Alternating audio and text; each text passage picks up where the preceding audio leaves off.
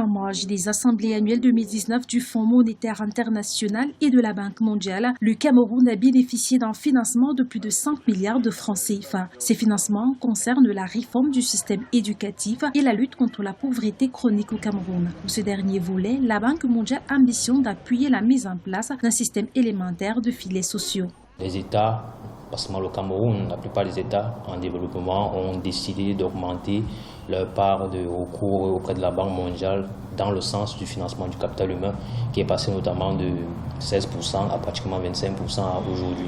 Donc financement de trop, non, parce qu'aujourd'hui ce n'est pas le même type de financement qui est habituellement sollicité auprès de ces institutions de financement international.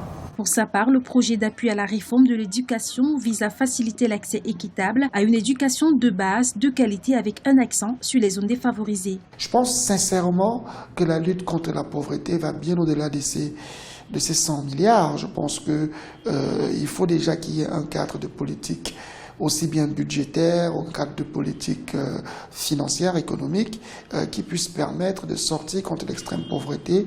Et je crois que les deux projets, renforcement de l'éducation, c'est-à-dire non pas aller apprendre aux enfants à lire et à écrire le français, mais plutôt à leur apprendre à faire des choses productives, tout en étant des personnes bien éduquées. Les financements additionnels ainsi mobilisés permettront d'étendre la portée géographique de ce projet aux communes impactées par l'afflux des réfugiés et des déplacés internes dans les régions affectées par des crises sécuritaires.